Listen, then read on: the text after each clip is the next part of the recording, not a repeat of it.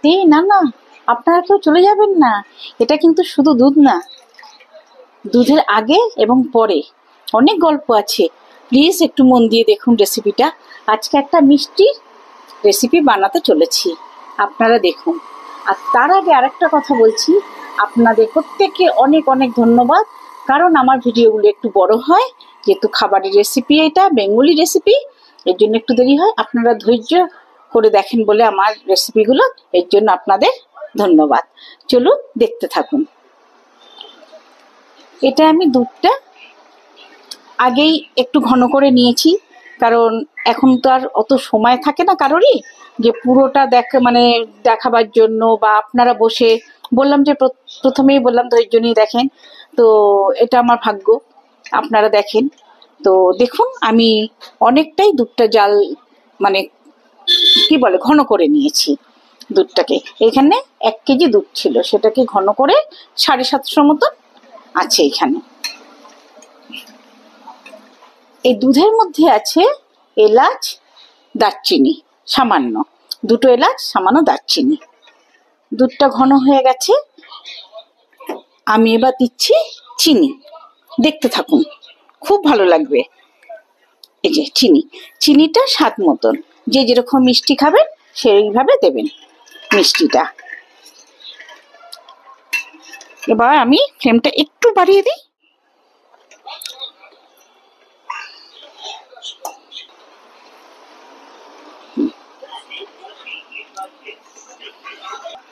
দুধটাকে অনেকক্ষণ জাল দিয়ে আর একটু চিনিটা যখন গলে গেল, একদম গলে গেছে, আপনারা বুঝতেই পারছেন, এই যে দেখুন চিনি গলে গেছে, তখন আমি এই কিশমিশটাকে দিয়ে দিচ্ছি। এই যে কিশমিশটা দিয়ে ফুটাই।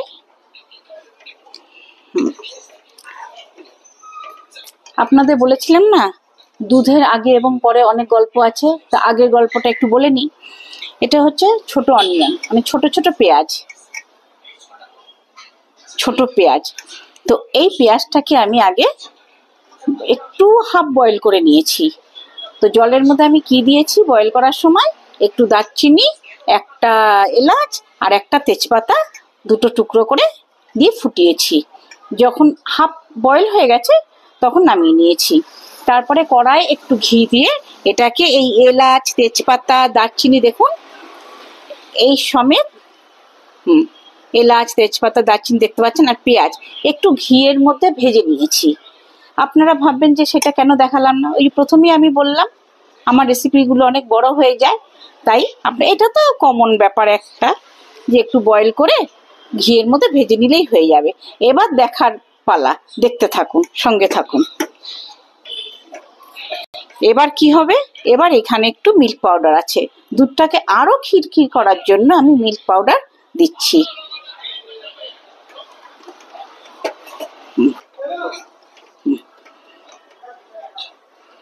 এই মিল্ক পাউডার দিয়ে অনেকক্ষণ নাড়তে হবে। এবার দেখুন এই আসল জিনিসটা এবার দিয়ে দিচ্ছি দুধের মধ্যে। ভয় পাওয়ার কোনো কারণ নেই, এটা খেতে দারুণ লাগে, অসম্ভব অসম্ভব সুন্দর। আর যারা মিষ্টি ভালোবাসে কোনো কথাই হবে না।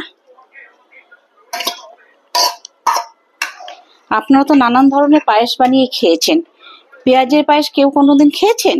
যদি খেয়ে থাকেন আপনারা কিভাবে বানান সেটা আমার সাথে একটু শেয়ার করবেন, প্লিজ জানাবেন কমেন্ট করে।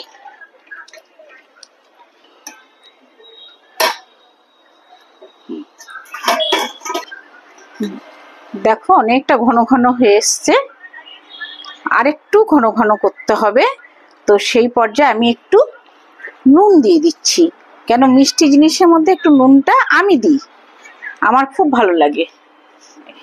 দেখো বন্ধুরা, আমি আবার চলে আসলাম ওভেনের পাশে, তোমাদের আর সাসপেন্সে রাখবো না। এবার পুরো দেখো ক্ষীর হয়ে গেছে। যখন দেখবে এরকম ক্ষীর পুরো হয়ে গেছে, তখন এরকম হাতার সাহায্যে হোক, খুন্তির সাহায্যে হোক, একটু ভেঙে ভেঙে দেবে, পেঁয়াজগুলো নরম হয়ে যাবে, একটু ভেঙে ভেঙে দেবে, ঠিক আছে? এবার আমি দিচ্ছি এখানে রোজ ওয়াটার, সামান্য গোলাপ জল, সামান্য এই এই এই ছড়িয়ে দিলাম। এবার আমি গ্যাস বন্ধ করে দিলাম, তবে দেখতে থাকো। এখানে আছে খোয়া ক্ষীর, আমি অল্প করেই দিয়েছি, বেশি দিইনি। পরিমাণ আমি তো অল্প করে করেছি, এর জন্য খোয়া ক্ষীরটা অল্প করেই দিয়েছি। তার সাথে দুধটাই তো ক্ষীরের মতো করে নিয়েছি, মিল্ক পাউডার দিয়েছি। এবার আমার তো জিভে জল চলে এলো। এবার দিচ্ছি কিশমিশ। কিশমিশ আগেও দিয়েছি, পরেও দিলাম, আবার দেবো। আমি বাটিতে নামিয়ে তারপরে তোমাদের একদম লাস্ট ফিনিশিং দেখিয়ে দিচ্ছি। চলো দেখতে। তৈরি হয়ে গেল আমার অনিয়ন পায়েস, যে যেটা বলো, ক্ষীর বলো পায়েস বলো। এবার দিয়ে দিচ্ছি কয়েকটা কিশমিশ ওপর দিয়ে। এবার দিয়ে দিচ্ছি গোলাপের পাপড়ি, একটু ডেকোরেশন করলে ভালো লাগে সবকিছুই। এবার এবার জাফরান।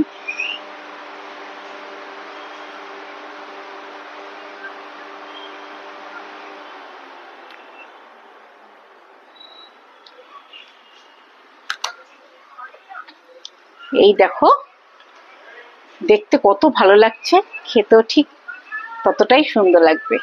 আশা করি আরো ভালো লাগবে। আর তোমরা একটু লাইক, শেয়ার, কমেন্ট, সাবস্ক্রাইব করে দিও প্লিজ।